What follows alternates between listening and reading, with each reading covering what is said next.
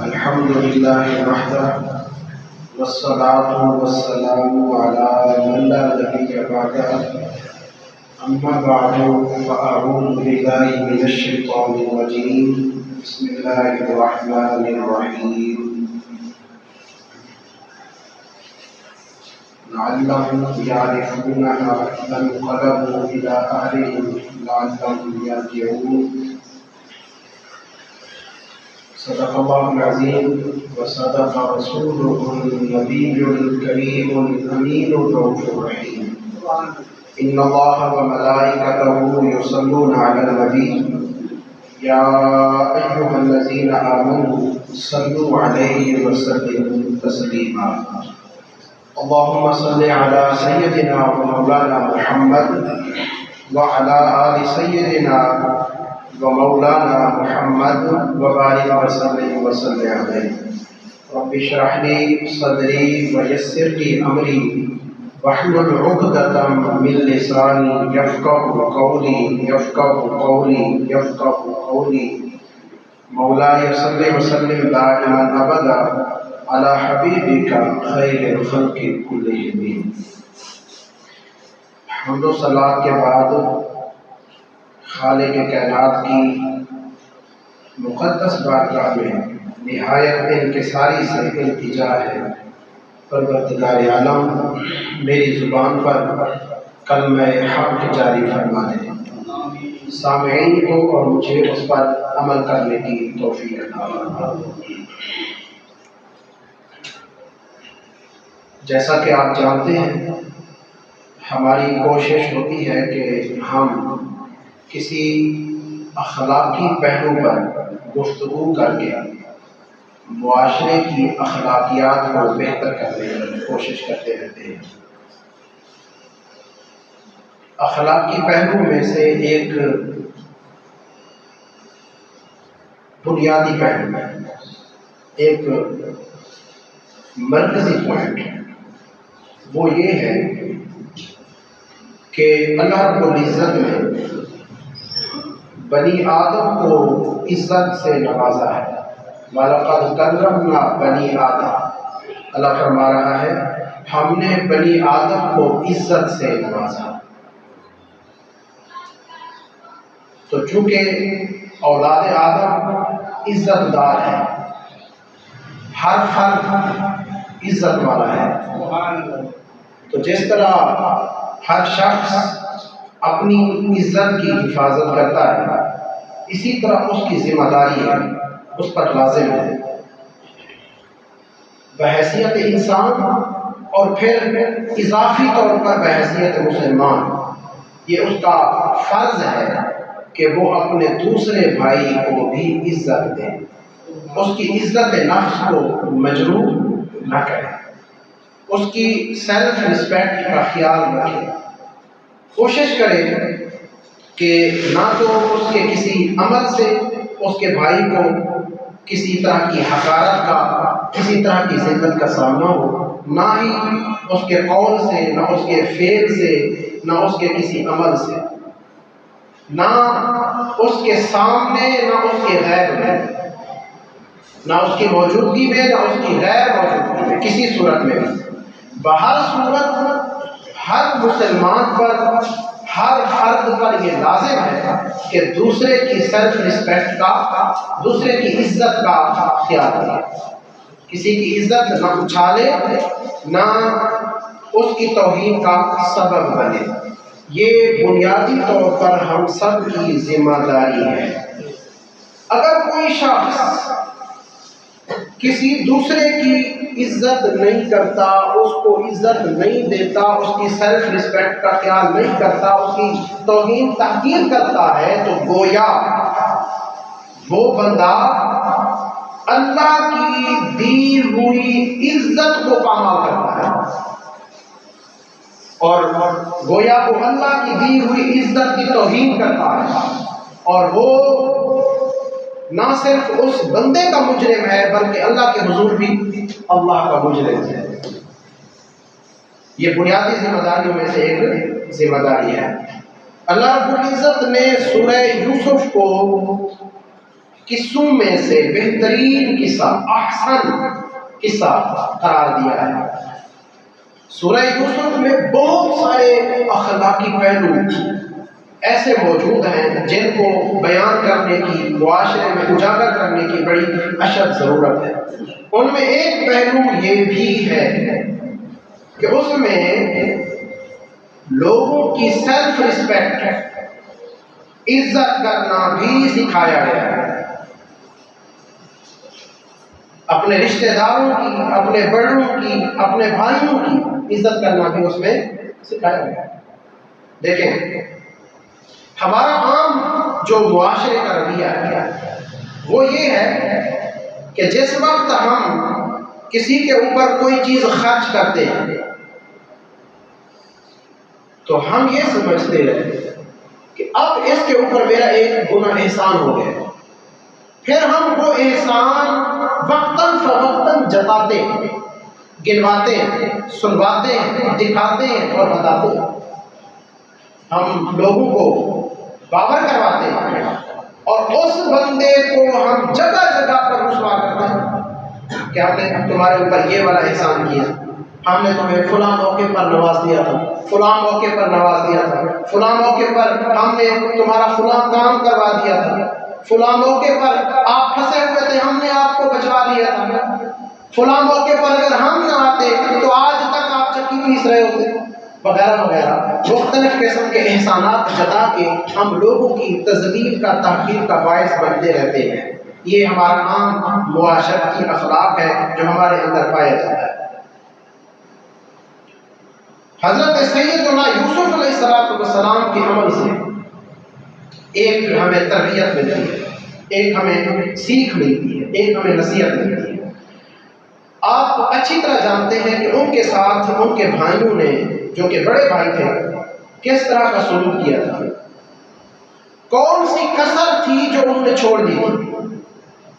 کون سا وہ طریقہ تھا جو انہوں نے حضرت سیدنا یوسف علیہ السلام کے خلاف اپنایا نہیں تھا۔ انہوں نے ہر ممکن کوشش کی تھی جان چھڑانے کی، مار دینے کی، بھگا دینے کی، اور آخرکار وہ اس میں کامیاب ہو بھی گئے۔ انہوں نے حضرت یوسف علیہ السلام سے جان چھڑوا بھی لی، باپ سے، ماں سے، بھائیوں سے، رشتہ داروں سے، قبیلے سے، علاقے سے انہوں نے جدا کر دیا، اپنے آپ سے جدا کر دیا، اور ایک چھوٹے سے بچے کو انہوں نے اتنا ستایا، مارا۔ اس کے باوجود جس وقت حضرت سیدنا یوسف علیہ السلام محل کرامت پر فائز ہوئے، منصب وزارت پر فائز ہوئے، منصب حکومت سنبھالا، تو اس وقت آپ وہ ساری بات جانتے ہیں کہ آپ پہلے جس طرح جیل میں رہے اور جس طرح آپ جیل کے لوگوں نے خواب دیکھا اور پھر وہ جیل سے نکلنے کا سبب بنا، وہ ساری چیزیں آپ جانتے ہیں۔ میں اس پورے واقعے کی طرف نہیں جا رہا، میں اپنے پوائنٹ کی طرف آ رہا ہوں۔ اس وقت جب آپ نے حکومت کی بات دور سنبھالی، آپ کو وزیر خزانہ بنا دیا گیا، آپ نے حکمت عملی کے تحت 7 سال فراوانی کے جو تھے اس میں فصلیں بوئی، کاشت کی، اور اس میں بہت زیادہ غلہ اناج اکٹھا کیا، اور جو اللہ نے آپ کو سکھایا تھا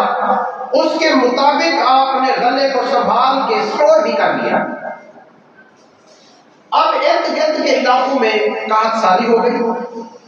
تو قحط سالی کے وقت لوگوں کو جب ادھر ادھر پوچھنے سے پتہ چلا کہ بھئی مصر میں غلہ موجود ہے، وہاں سے آپ کو غلہ مل سکتا ہے۔ اب وہ مصر آئے، حضرت یوسف علیہ السلام کے بھائی مصر آئے، اور وہ غلہ خریدنے کی قیمت، اس کا کچھ پیسہ، اس کی کچھ رقم بھی لے کے آئے جتنی ان کے پاس تھی۔ جس وقت حضرت سیدنا یوسف علیہ السلام نے اپنے بھائیوں کو دیکھا، انہوں نے پہچان لیا کہ یہ میرے بھائی۔ ظاہر ہے جس وقت حضرت یوسف علیہ السلام اپنے بھائیوں سے جدا ہوئے تھے اس وقت وہ بڑے بڑے تھے، لیکن حضرت سیدنا یوسف علیہ السلام بالکل چھوٹے تھے۔ اب جب چھوٹا بچہ بڑا ہوتا ہے تو اس کی شکل و شباہت کافی بدل جاتی ہے، لیکن بڑا اگر اس کی زیادہ سے زیادہ بڑی عمر ہو تو داڑھی سفید ہو جاتی ہے نا، اس کی داڑھی سفید ہو جاتی ہے، باقی شکل و شباہت میں کوئی زیادہ فرق نہیں آتا۔ حضرت یوسف علیہ السلام نے جس وقت ان کو دیکھا تو پہچان لیا، مگر بھائیوں نے حضرت یوسف علیہ السلام کو نہ پہچانا، وہ نہ پہچان سکے۔ اب عام جو ہمارا معاشرتی اخلاق ہے وہ یہ ہے کہ جس وقت ہمارے ساتھ کوئی بندہ زیادتی کرتا ہے اور پھر ہمیں موقع ملتا ہے، ہم جب کوئی قدرت پاتے ہیں، جب ہمیں موقع میسر آتا ہے، طاقت ملتی ہے، کوئی منصب ملتا ہے، تو ہم انتقام لیتے ہیں، ہم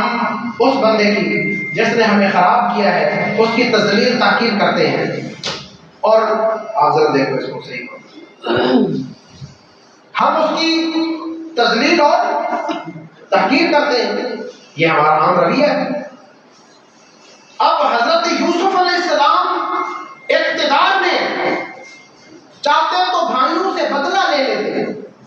چاہتے تو بھائیوں کو جو سزا دے سکتے تھے، وہ بڑے مجمع میں ان کی توہین کرتے ہیں، ان کی تذلیل کرتے ہیں، ان کی تحقیر کرتے، ان کو کوستے مارتے، ان کو جیل میں بند کر دیتے یا ان کو قتل کروا دیتے، کچھ بھی کر سکتے تھے۔ بھائی تو مجبور تھے، ان کے پاس تو غلہ بھی نہیں تھا، اور حضرت یوسف علیہ السلام منصب اقتدار پر فائز تھے۔ اللہ اکبر۔ اب جس وقت حضرت یوسف علیہ السلام نے اپنے بھائیوں کو پہچانا اور وہ نہ پہچان سکے،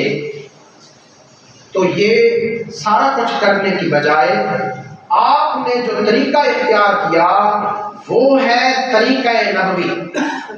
وہ ہے سیرت نبوی، وہ ہے اعلیٰ اخلاق اور اعلیٰ ظرفی، وہ ہے اسلام کی تعلیم، وہ ہے بڑے لوگوں کا کردار۔ کیا کیا آپ نے؟ فرمایا ان کو غلہ دے دو، لوگوں کے سامنے ان سے قیمت بھی اس کی وصول کر دی۔ قیمت وصول کرنے کے بعد اپنے کاریگروں کو، اپنے باشندوں کو یہ حکم دیا کہ جس وقت ان کا غلہ باندھنے لگو تو یہ ان کی رقم ان کے غلے میں ڈال کے باندھ دے۔ اب انہوں نے یہ نہیں فرمایا کہ جس وقت ان کو تم غلہ دو تو ان کی قیمت واپس کر دینا، اسی وقت واپس نہیں کروائی۔ اس کی وجہ کیا تھا؟ سیلف رسپیکٹ، ان کی عزت کا ایک گہرائی کے ساتھ خیال رکھنا، کیونکہ جب کوئی عزت ظاہر ہے انہوں نے جو سلوک کیا تھا وہ تو کیا تھا، مگر وہ نبی کی اولاد تھے نا، بڑے خاندان کے تھے، بڑے لوگ تھے، بڑے عزت دار تھے، ان کی بڑی عزت تھی، بڑا وقار تھا، بڑا مرتبہ تھا۔ اگر لوگوں کے سامنے ان کو پیسے واپس کر دیے جاتے، باقی لوگوں سے لے لیے جاتے، تو ایک گنا حکومت کا ان کے اوپر احسان تھا، احسان ہو جاتا نا۔ جب ان کے اوپر ایک گنا احسان ہوتا تو وہ ممنون ہو جاتے، لجاجت کرتے، متشکر ہوتے، ان کو ایک گنا اپنی کمی اور حکومت کی برتری کا احساس ہوتا۔ اب تو وہ پیسے دے رہے ہیں، غلہ دے رہے ہیں، نہ لینے والے کا احسان نہ دینے والے کا احسان، خرید و فروخت ہو رہی ہے، باقی لوگ بھی کر رہے ہیں، مگر ان کو صرف پیسے واپس کر دیے جاتے تو ایک گنا ان کو شرمندگی کا سامنا کرنا پڑتا۔ اتنی سی شرمندگی بھی حضرت یوسف علیہ السلام ان کو اٹھوانا نہیں چاہتے تھے۔ یہ ہے سیلف رسپیکٹ جو وہ ہمیں سکھا رہے ہیں۔ اچھا، پھر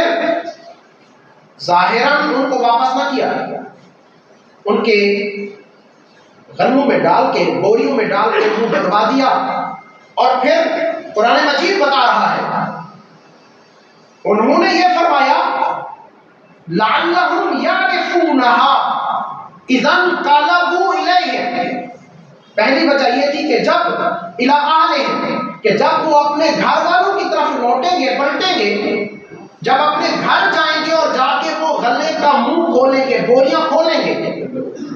تو وہ اس بات کو پہچان جائیں گے کہ جو بادشاہ ہے وہ بہت کریم ہے، اور صرف کریم نہیں ہے، وہ بہت دانا ہے، اور صرف دانا نہیں ہے، بہت مہربان ہے، اور صرف مہربان نہیں ہے، وہ کسی دوسرے بندے کی عزت بھی کرتا ہے، تقریم بھی کرتا ہے، اور اسے احساس ندامت تک بھی نہیں دیتا۔ اس قدر وہ سخی ہے، وہ سخی ہے تو پھر ظاہر اشکار بھی نہیں کرتا اپنی سخاوت، لوگوں کے سامنے بتاتا بھی نہیں ہے، احسان بھی نہیں جتاتا، وہ ایسا مہربان اور کریم ہے تاکہ وہ گھر جائیں تو وہاں جا کے علیحدگی میں مجھے پہچانے۔ اور پھر نتیجہ کیا نکلے؟ جب کوئی اتنا مہربان ہو، جب کوئی اتنا بڑا سخی ہو، جب کوئی ایسا محسن ہو، تو اس کی طرف یقیناً ایک باکردار شخص واپس لوٹتا ہے۔ لعلہم یرجعون، تاکہ یہ دوبارہ آئیں، پھر آئیں۔ اور حضرت یوسف علیہ السلام نے جو حکمت عملی اپنائی، اس کا نتیجہ وہی نکلا کہ وہ دوبارہ آئے، وہ واپس آئے۔ اچھا، اس میں ایک چیز یہ بھی تھی، حضرت سیدنا یوسف علیہ السلام نے یہ جو برتاؤ کیا، وہ اس وجہ سے ان کے ساتھ کیا کہ وہ ان کے اہل خانہ تھے، ان کو غلہ بھی دے دیا اور پیسے بھی واپس کر دیے۔ وجہ اس وجہ سے کہ اس وقت حضرت یوسف علیہ السلام خوشحال ہیں، آپ وزیر ہیں، منصب اقتدار پر ہیں، اور آپ صدقہ کرنے کی پوزیشن میں ہیں، اور جس وقت کوئی شخص صدقہ کرنے کی پوزیشن میں ہو اور اس کے خاندان کے لوگ، اس کے گھر کے لوگ، اس کے بھائی، اس کے رشتہ دار، اس کے اعزاء و اقارب اس کے حسن سلوک کے محتاج ہوں، تو لازم ہے اس صدقہ کرنے والے شخص پر کہ وہ سب سے پہلے اپنے گھر والوں کو دے، یہ لازم ہے۔ دیکھیے صحیح مسلم کی حدیث ہے، رسول کائنات صلی اللہ علیہ وسلم نے ارشاد فرمایا، ایک دینار وہ ہے جو آپ اللہ کی راہ میں خرچ کرتے ہیں، اس کا کچھ بھی کر دیتے ہیں، مسجد میں دے دیتے ہیں، کوئی خیرات کر دیتے ہیں، ویسے چلتے پھرتے بندے کو دے دیتے ہیں، دوست کو کھلا دیتے ہیں، اللہ کی راہ میں دے دیا۔ ایک دینار وہ ہے جو آپ نے اللہ کی راہ میں دے دیا، ایک دینار وہ ہے جو آپ نے غلام آزاد کرنے پر خرچ کیا، ایک دینار وہ ہے جو آپ نے مسکین پر خرچ کیا، اور ایک دینار وہ ہے جو آپ نے اپنے گھر والوں پر خرچ کیا۔ یہ چار قسم کے دینار ہیں جو آپ نے خرچ کیے۔ فرمایا ثواب کے اعتبار سے سب سے زیادہ ثواب اس دینار کا ہے جو آپ نے اپنے گھر والوں پر خرچ کیا۔ آپ اندازہ کر سکتے ہیں، اللہ کی راہ پر خرچ کرنا، اس میں کوئی شک نہیں، بڑی عظمت کی چیز ہے۔ غلام آزاد کرنا، ایک انسانی جسم کو، جان کو غلامی سے آزاد کرنا، کتنی بڑی نیکی ہے۔ لیکن اس سے بھی بڑھ کر اپنے گھر والوں پر، ضرورت مند گھر والوں پر خرچ کرنا، گھر والوں پر بخل نہ کیا کرو، ان پر ان کی ضرورتوں کے مطابق خرچ کیا کرو، یہ حکم ہے۔ دوستوں پر بڑے اڑا دیتے ہیں پیسے، احباب پر بڑے اڑا دیتے ہیں، لیکن گھر والوں کے سامنے محتاج اور غریب خود کو ظاہر کرتے ہیں، اور ان کی ضرورتیں، بنیادی ضرورتیں بھی پوری نہیں کرتے۔ یہ بالکل بد اخلاقی ہے۔ آپ نے اس کے حوالے سے ایک اور حدیث ارشاد فرمائی، اور وہ بڑی سخت وعید پر مبنی ہے۔ آپ نے فرمایا، جس شخص کے گھر والے اہل خانہ اس کے حسن سلوک کے محتاج ہوں، وہ شخص دوسروں پر خرچ کرے، اپنے گھر والوں پر خرچ نہ کرے، اللہ اس کا صدقہ قبول نہیں کرے گا۔ اور پھر فرمایا جو شخص ایسا ہے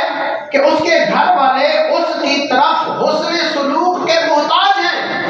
اور وہ اپنے گھر والوں پر حسن سلوک نہیں کرتا، ان کے اوپر خرچ نہیں کرتا، وہ کسی اور کے اوپر خرچ کر دیتا ہے، قیامت والے دن اللہ اس کی طرف نظر رحمت نہیں فرمائے گا۔ اس نے کسی جوئے میں نہیں ضائع کیے پیسے، باہر بھی کسی کو اللہ کے نام پر دے دیے ہیں، باہر بھی اس نے نیکی کے جذبے سے دیے ہیں، مگر باہر جو نیکی کے جذبے سے دے رہا تھا اس کے اپنے گھر والے جب ضرورت مند ہیں تو باہر نیکی کے جذبے سے دیا ہوا پیسہ بھی اللہ رد فرما دیتا ہے کہ تیرے گھر والوں کو جب ضرورت تھی تو تم ان کے اوپر خرچ کرتا۔ مسئلہ سمجھ گئے؟ لہذا میرے بھائی، ایک تو سب سے پہلے اگر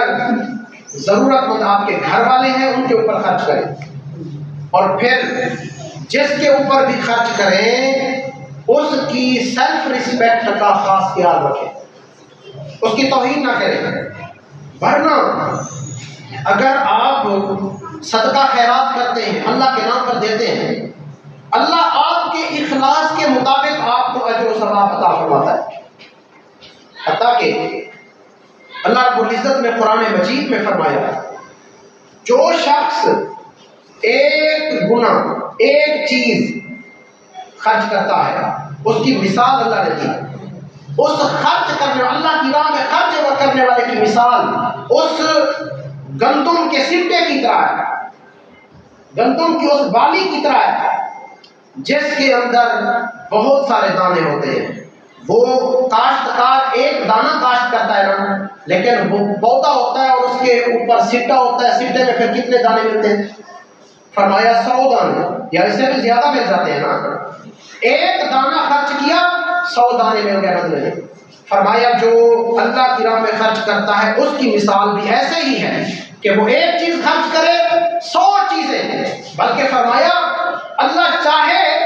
جس کے لیے بھی چاہے گا اس سے بھی 2 گنا کر دے گا، کئی گنا کر دے گا، بڑھا دے گا، یعنی جس قدر آپ کا اخلاص ہوگا اللہ ثواب اتنا زیادہ عطا فرما دے گا۔ کوئی وہاں لیمٹ نہیں ہے ثواب کی، آپ کے اخلاص کے مطابق آپ کو ثواب ملے گا، اجر ملے گا۔ اور پھر فرمایا یہ کس وقت ہے؟ اسی آیت کی اگلی آیت ہے الذین ينفقون اموالهم فی سبیل اللہ، وہ لوگ جو اپنے مال اللہ کی راہ میں خرچ کرتے ہیں، ثم لا يتبعون ما انفقوا منا ولا عذاب، فرمایا خرچ کرنے کے بعد پھر وہ جس کے اوپر خرچ کرتے ہیں اس پر احسان نہیں جتلاتے اور اس کو تکلیف بھی نہیں دیتے، اس کو نہ تو احسان جتلاتے نہ ہی لہم اجرہم عند ربہم، ان کے لیے ان کا اجر ہے ان کے رب کے حضور، ولا خوف علیہم ولا هم یحزنون، فرمایا نہ تو ان پر کوئی خوف ہے اور نہ کوئی غم ہوگا۔ مطلب کہ جو لوگ اخلاص کے ساتھ اللہ کی راہ میں خرچ کرتے ہیں ان کے اخلاص کے درجے کے مطابق انہیں ثواب بھی اللہ عطا فرماتا ہے اور قیامت والے دن ان کو اجر بھی عطا فرمائے گا، لیکن شرط یہ ہے کہ جس کو دیا اس کی سیلف ریسپیکٹ، احسان نہیں جتلانا، اس کو شرمندہ کہیں نہیں کرنا، جس کو دیا یہ نہیں کہ جگہ جگہ پر کہتا پھرے کہ اس کو میں نے یہ دیا تھا، اس کو میں نے یہ دیا تھا، نہیں، سیلف ریسپیکٹ۔ اگر آپ نے جس بندے کے اوپر خرچ کیا ہے جتایا یا اس کو تکلیف دی، اس کے بارے میں بھی اللہ فرما رہا ہے یا ایھا الذین آمنوا لا تبطلوا صدقاتکم بالمن والعذا، ایمان والو اپنے صدقے احسان جتلا کر اور کسی کو تکلیف دے کے ضائع نہ کرو۔ قرآن مجید پڑھ رہا ہوں، جس کی راہ پر آپ خرچ کر رہے ہیں وہی بتا رہا ہے کس کو وہ قبول کرتا ہے، کس کو رد کر دیتا ہے، کس کا آپ کو ثواب دیتا ہے اور کس کا کئی گنا ثواب دیتا ہے، وہ کسی کے اوپر صدقہ کیا، کسی کے اوپر کچھ خرچ کیا اور پھر احسان جتلایا یا اس کو تکلیف دی، وہ صدقہ باطل، ٹکے کا ثواب نہیں ملے گا، کوئی ثواب نہیں ہے۔ فرمایا کالذی ينفق مالہ رئاء الناس، جو صدقہ کرنے کے بعد جتلاتا ہے یا تکلیف دیتا ہے، اس کی مثال ایسے ہی ہے جیسے کوئی ریاکاری کے طور پر خرچ کرے، اور ریاکار کو ثواب یا ولا یؤمن باللہ والیوم الآخر، یا جو ایمان نہیں رکھتا نہ اللہ پر نہ آخرت پر، وہ خرچ کرے، یعنی کافر اگر کوئی خرچ کرے اسے ثواب ملتا ہے۔ تو اس مومن کو جو احسان جتلاتا ہے اور خرچ کرنے کے بعد پھر تکلیف دیتا ہے، اس کا معاملہ بھی اسی کافر کے خرچ کرنے کی طرح ہوگا، قرآن مجید ہے۔ اور پھر اس کی مثال دی، فرمایا فَمَثَلُهُ كَمَثَلِ صَفْوَانٍ عَلَيْهِ تُرَابٌ فَأَصَابَهُ وَابِلٌ فَتَرَكَهُ صَلْدًا، فرمایا اس کی مثال ایسے ہے جیسے ایک چٹیل پتھر ہو، اس کے اوپر بارش ہوتی ہے، اس کے اوپر شبنم آتی ہے، تو اس کے اوپر جو کچھ پتھر کے اوپر پڑا ہوتا ہے وہ سارا بہہ جاتا ہے۔ اس بندے نے خرچ کیا اللہ کی راہ میں، خرچ کیا اللہ کی راہ میں، اور اس کے بعد پھر احسان جتلایا، پھر تکلیف دی جس کے اوپر خرچ کیا اس کو، تو اس کی مثال اس گرد کی طرح ہے جو ایک چکنے پتھر پر پڑی ہو اور وہ شبنم سے بھی بہہ جائے۔ لا یقدرون علی شیء مما کسبوا، فرمایا جو انہوں نے کمایا نا اس کے اوپر کوئی قدرت نہیں ملے گی ان کو، یعنی قیامت والے دن انہیں کوئی ثواب نہیں ملے گا۔ واللہ لا یہدی القوم الظالمین، واللہ لا یہدی القوم الکافرین، اللہ کافر قوم کو ہدایت نہیں دیتا۔ تو رب کریم نے اس صدقے کو مشروط کر دیا جو آپ نے اخلاص کے ساتھ صدقہ کیا، اور اس کا اللہ نے کئی گنا ثواب دینے کا وعدہ کیا، بلکہ 100 گنا، بلکہ کئی 100 گنا دینے کا وعدہ کیا۔ اس صدقے کو اور اس کے ثواب کو مشروط کر دیا سیلف ریسپیکٹ کے ساتھ، اگلے بندے کی عزت کے ساتھ۔ اگلے بندے کو اگر آپ نے سیلف ریسپیکٹ دی تو یہ ساری نیکیاں ہیں، تو یہ سارے اجر ہیں، تو یہ سارے مقام ہیں، تو اللہ کی رضا ہے۔ اگلے بندے کو آپ نے سیلف ریسپیکٹ نہ دی تو کچھ بھی نہیں ہے، کچھ بھی نہیں ہے، زیرو چلے گیا۔ یعنی آپ اندازہ کر لیں اللہ کے حضور ایک فقیر کی بھی کتنی سیلف ریسپیکٹ ہے، ایک عام آدمی، ایک محتاج آدمی، ایک ضرورت مند آدمی، ایک مسکین آدمی کی بھی کتنی سیلف ریسپیکٹ ہے، کتنی عزت ہے کہ اللہ اس کی عزت پامال کرنے کی بھی اجازت، ورنہ سارا کچھ آپ کا اکارت کر دے گا۔ اس لیے میرے بھائی، اخلاقی پہلوؤں میں سے یہ بنیادی پہلو ہے۔ جس طرح اللہ نے آپ کو عزت دی، آپ اپنی عزت کا وقار کا خیال رکھتے ہیں، اسی طرح دوسرے کی عزت کا بھی